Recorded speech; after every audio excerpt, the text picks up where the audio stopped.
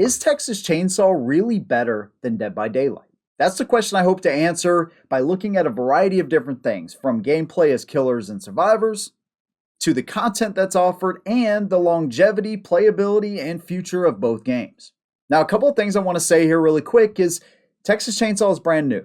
Dead by Daylight's been out since 2016. So there's other things that I don't want to focus on as much, like graphics, okay? Texas Chainsaw obviously is a much better looking game. I just really want to get down to the core gameplay itself and look at how much fun is one versus the other.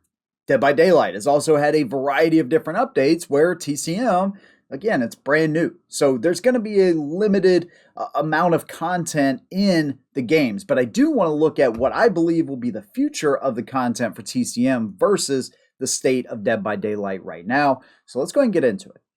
The Texas Chainsaw Massacre.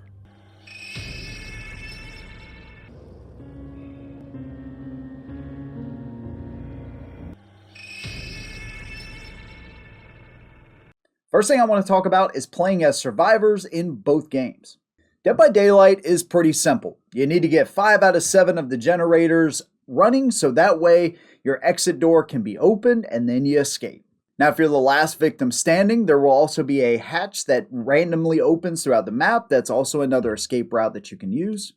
And really, when it comes down to it, Dead by Daylight, you have to have some coordination between you and the other survivors.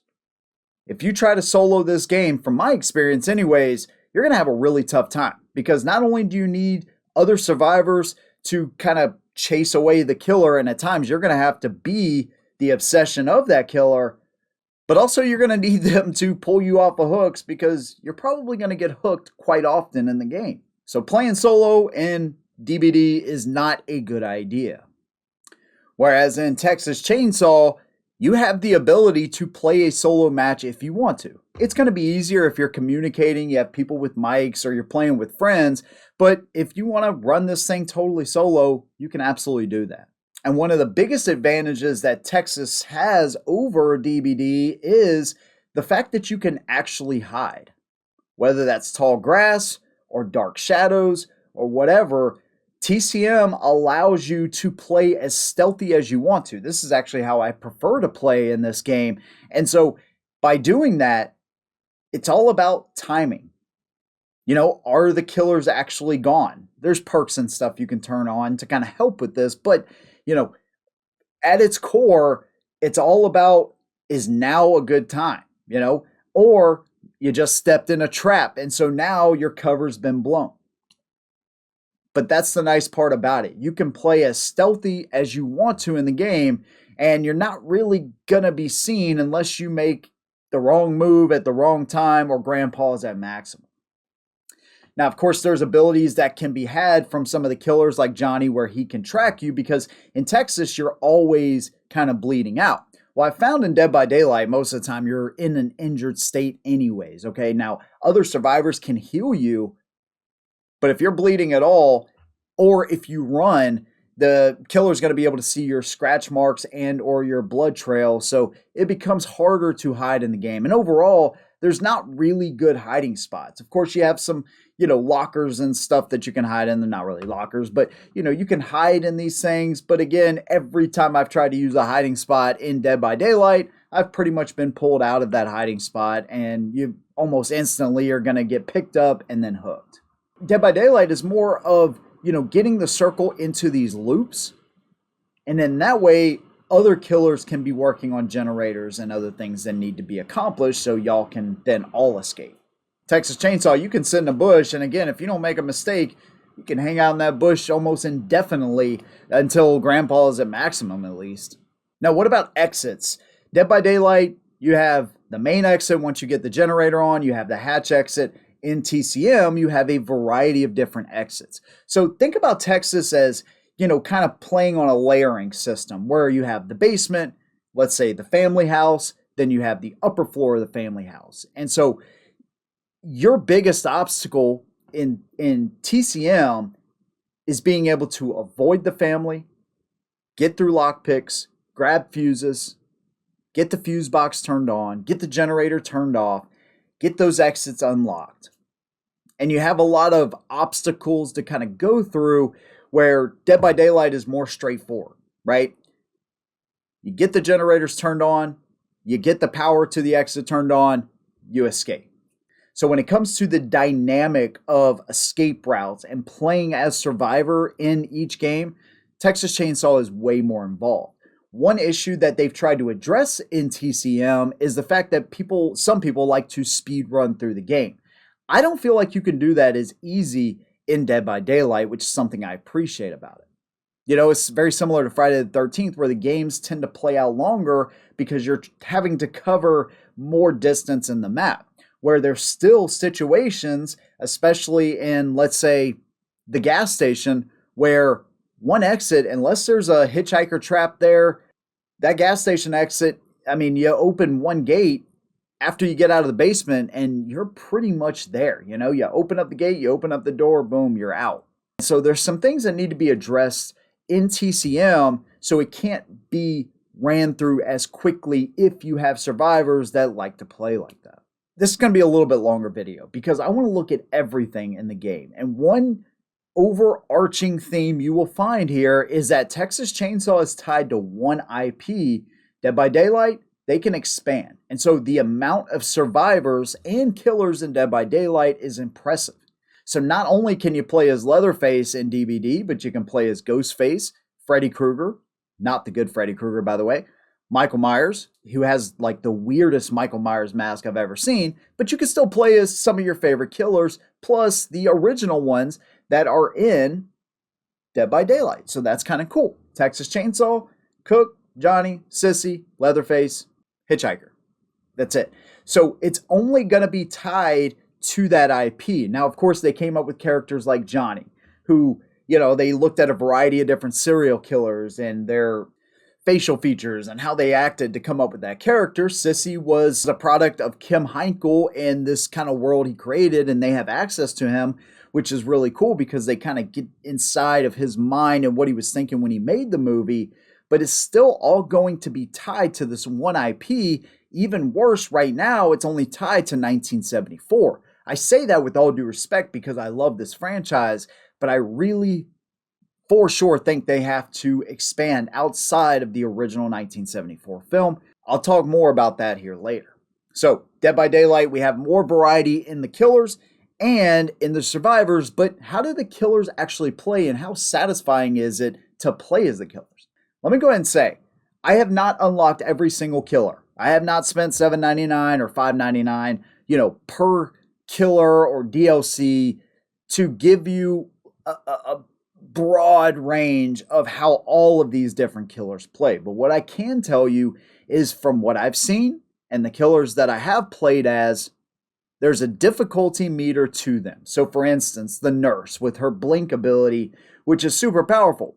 But if you mess up in that blink ability and you don't get your timing right, your ability to kill the survivors or hang the survivors on the hooks is going to be severely affected. You have other killers like Michael Myers. It's a little more straightforward. Even the Hag, who I personally like the best as of right now, is fairly simple. You set traps that you can then, transport to. You hit them twice, you hang them on a hook. After 3 hook hangs, they've pretty much been sacrificed to the entity. And so maybe I've played as the wrong killers, but it all seems like the same thing. You hit them twice, you hang them on the hook. In Texas Chainsaw, we have a variety of different killers, all with their own attributes. Now think about it like this. We have Dead by Daylight, 1 killer, 4 survivors. TCM, we have 3 killers, 4 survivors. So in Dead by Daylight, the power has to be with this 1 killer. So it does seem to an extent like the killer is overpowered. I've been able to down all 4 survivors at the same time with very little trouble. Whereas in TCM, and again, this is because of map design and everything else, there's certain killers that can't follow you through gaps or crawl spaces. There's others that can't. So all these different dynamics kind of play out in a variety of ways dependent upon either the killer you're playing as or the killer you're trying to get away from. You have abilities like Sissy's Poison or Hitchhiker's Traps. Leatherface's chainsaw. If you have a good Leatherface, which is obviously something I've been trying to work on here recently, getting really good at playing as him, he can one-shot you. And playing as Leatherface in each one of the games is wildly different too. I did want to touch on really quick playing as Leatherface in DBD versus TCM. No comparison. You obviously play as first person, when you're the killer in Dead by Daylight, which isn't a huge issue. It kind of changes the perspective, gives you limited visibility, which adds a different element to playing as killer. But when it comes to the mechanics, the facial expressions, the noises, the grunts, everything that makes Leatherface who he is, even down to the licking of the lips that Leatherface does in TCM, they nailed the character there, where it's more of a generic experience in Dead by Daylight.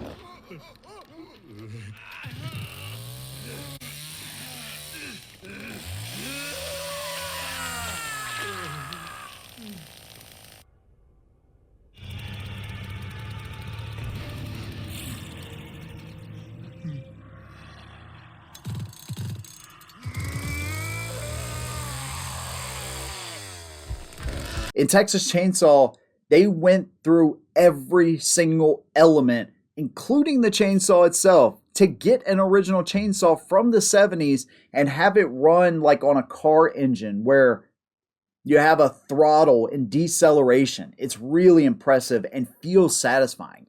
All the killers in TCM, if you snare one, playing as Hitchhiker, or you poison an item like the fuse as Sissy, once you get that final slash, that cutscene plays, it is overly satisfying to play as the killers, and it's really kind of cool to use each one of their attributes, where Dead by Daylight just feels very forward, straight to the point, kill them, hang them, boom, go on to the next one.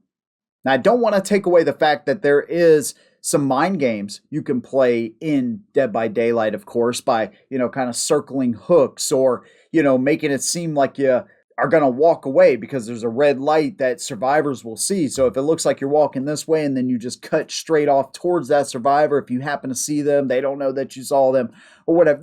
There's all kinds of things you can do. There's all kinds of perks that, can change this conversation a little bit. But as far as which killers feel way more satisfying to play as, TCM takes the cake, in my opinion. What about the maps? Dead by Daylight has 37 of them in 17 different realms.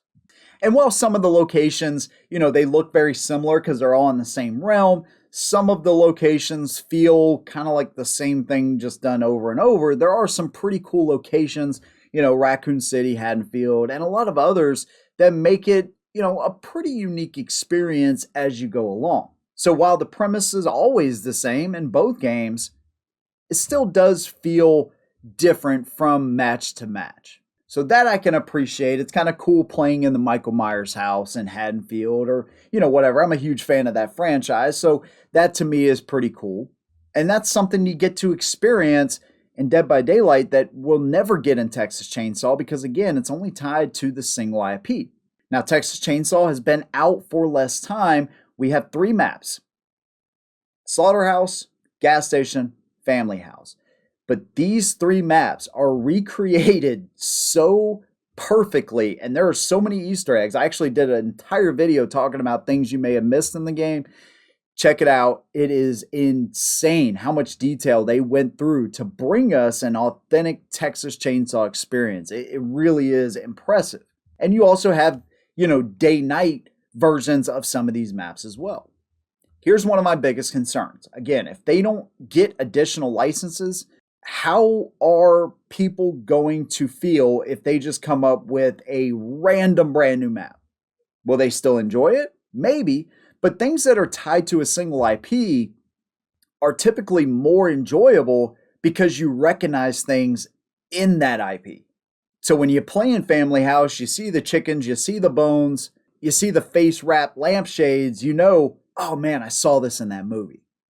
When you hear Hitchhiker and you realize that this is the real actor from the original movie. I was at the slaughterhouse. And you know that Kane Hodder is the one that played as Leatherface. All those things are just so freaking cool, and they add to the experience and the immersion. And while I have faith in Texas Chainsaw in bringing us more legitimate locations and additional licenses from other films, it's still kind of a what if at this moment. Dead by Daylight obviously has more variety. How much variety do you get in those 37 different maps can really vary. Like I said, some of them feel the same as the last one you just played inside the same realm, but they're able to explore a heck of a lot more options than what TCM probably ever will. Map design, though, is totally different. And this is kind of just a rough analysis. You have locations like in Saw where the entire thing is played indoors pretty much, and so you have different things like that. But, for the most part, they all kind of feel the same. You have generators on the outside, you have generators in the middle. It's typically like a building in the middle, and that's where you're at. Texas Chainsaw is kind of played in layers. So you start in the basement, maybe you move up to the slaughterhouse yard, go to maybe the back entrance or the battery exit, maybe you get to the valve exit. It's really compact. So in Dead by Daylight, similar to Friday the 13th, there's distances, great distances that have to be covered.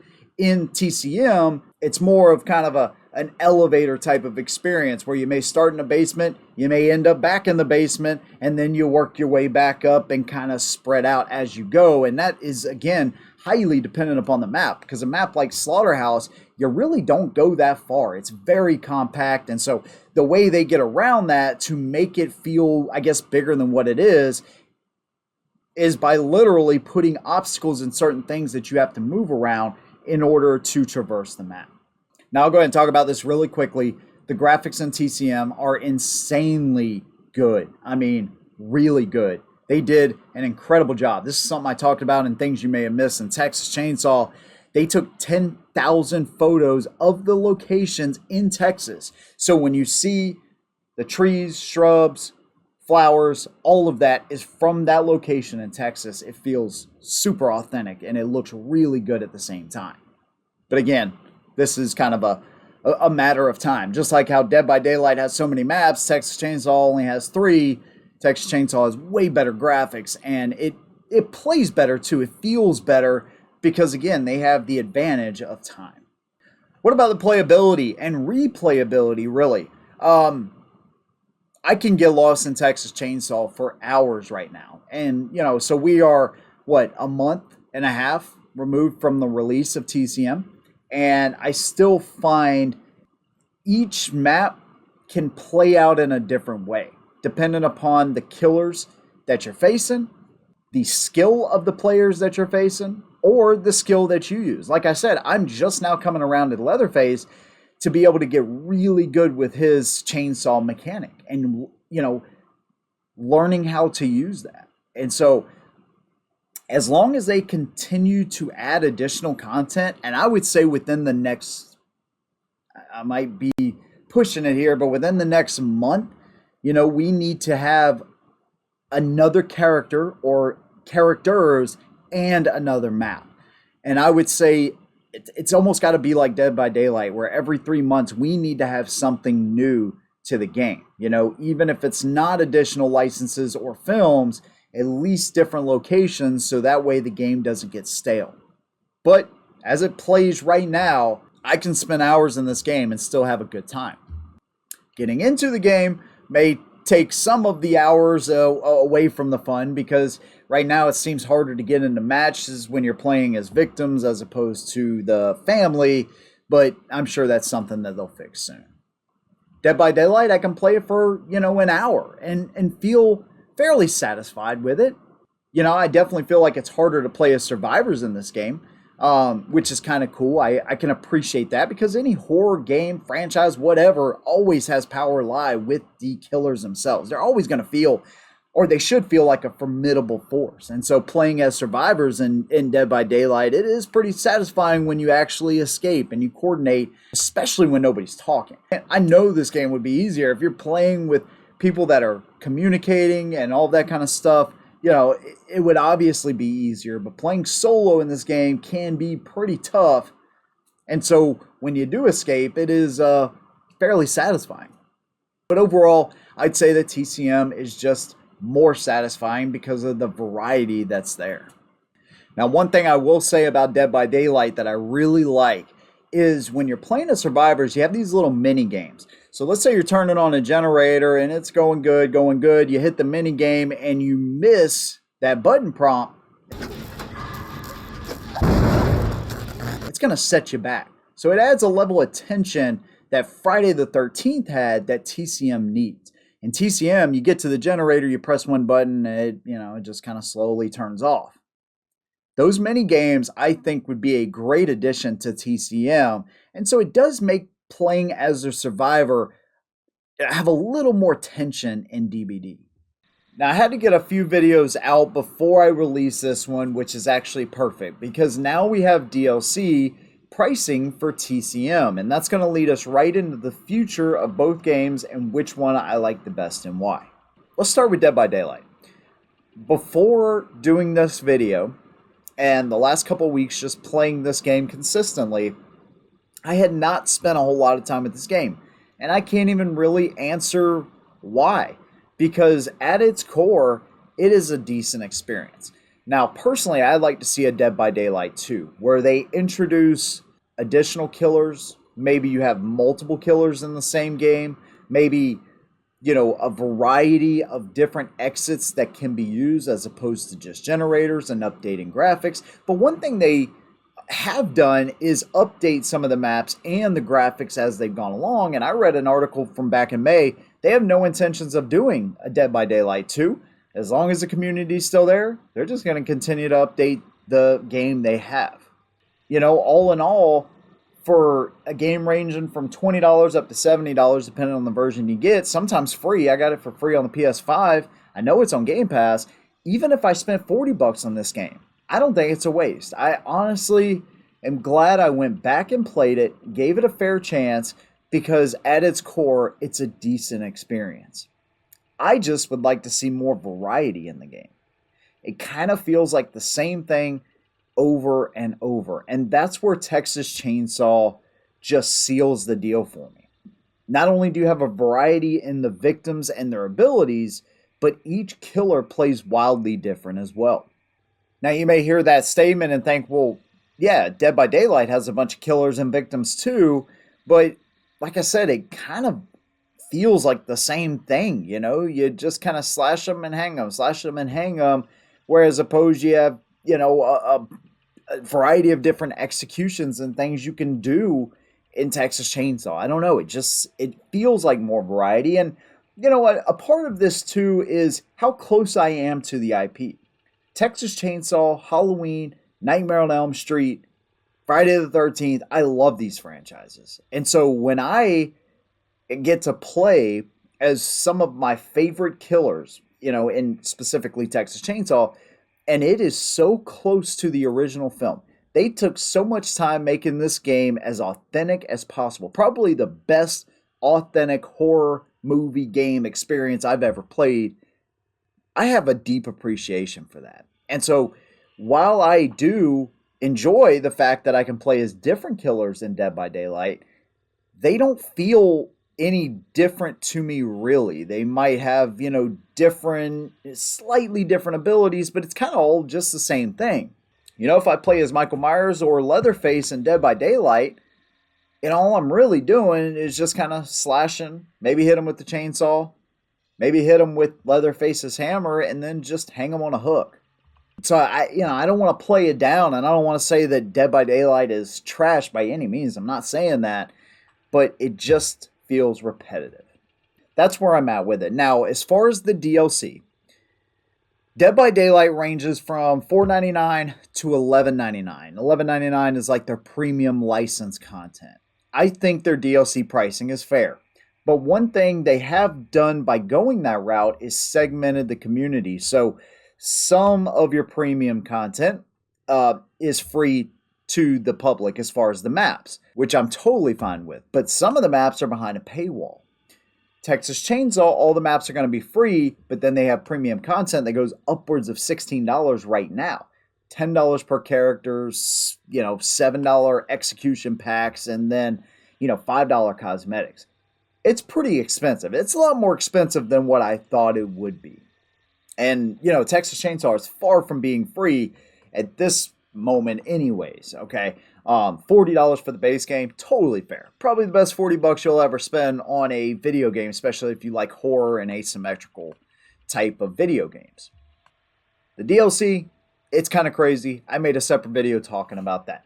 But I just think the future of Texas Chainsaw, if they incorporate additional licensing, or if they just come up with really smart ways to dig at Kim Heinkel, Toby Hooper possibly, and just, find more locations. I talked about maybe doing the graveyard from the original film.